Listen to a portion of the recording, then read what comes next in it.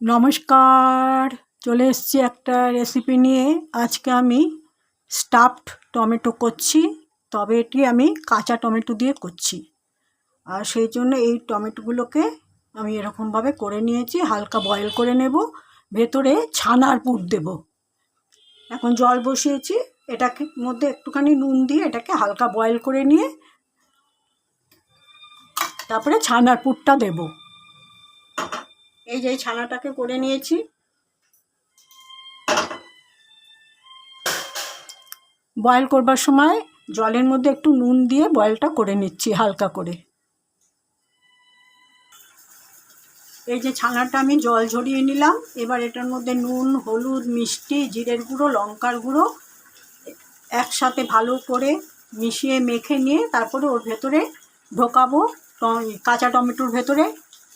আর এই প্রসঙ্গে বলে রাখি, এই টমেটোগুলো আমার বাড়ির গাছে, ছাদ বাগানের, সেগুলো দিয়ে আজকে আমি স্টাফড টমেটো করছি। আমি 4টে টমেটো নিয়েছি, সুতরাং অতটা ছানা আমার লাগবে না। ওখানে 500 ml দুধের ছানা আছে, অতটা লাগবে না, তাই আমি এতটুকু ছানা নিয়েছি। তার মধ্যে নুন, হলুদ, জিরের গুঁড়ো, লঙ্কার গুঁড়ো, মানে ঝাল লঙ্কার গুঁড়ো, আর একটু মিষ্টি দিয়ে এবার পুরো ব্যাপারটা একসাথে মেখে নিয়ে স্টাফড টমেটোটাকে তৈরি করছি।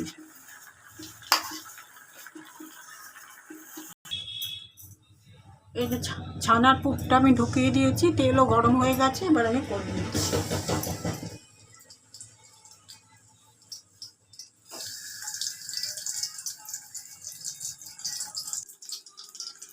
জল ঝরানো ছানার মধ্যে আমি নুন, হলুদ, জিরের গুঁড়ো, ঝাল লঙ্কার গুঁড়ো, একটু মিষ্টি এবং একটু শাহি গরম মশলা দিয়েছিলাম। সেটা আমি স্কিপ করে গেছি, শাহি গরম মশলা ওটা বলা হয়নি তখন, এখন আবার বলে দিচ্ছি। দুখানা বসিয়ে দিয়েছি,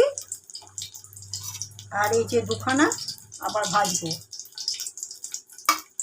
এরকমভাবে কাঁচা টমেটো দিয়ে করে খেয়ে দেখবেন, খুব ভালো লাগে খেতে।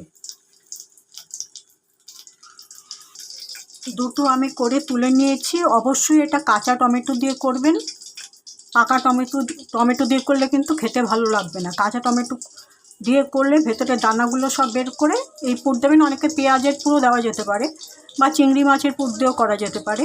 আমি এরকমভাবে করলাম। কাঁচা টমেটোটা মাস্ট। আমি আমার গাছের টমেটো দিয়ে করছি, খুব ভালো খেতে হয়।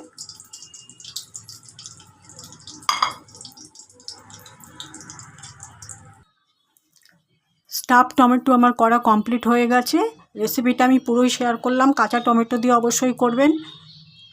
আর মশলাটার মধ্যে জিরে গুঁড়ো, ঝাল লঙ্কার গুঁড়ো, নুন, হলুদ, একটু মিষ্টি আর একটু শাহি গরম মশলা দিয়ে ভালো করে ছানাটাকে মেখে নিয়ে তারপরে এর ভেতরে আমি ঢুকিয়েছি। আগে অবশ্যই টমেটোটাকে সেদ্ধ করে নেবেন, কেননা কাঁচা টমেটোটা খুব সেদ্ধ হতে সময় লাগে।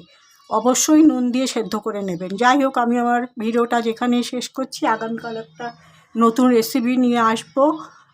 সবাই ভালো থাকবেন। নমস্কার।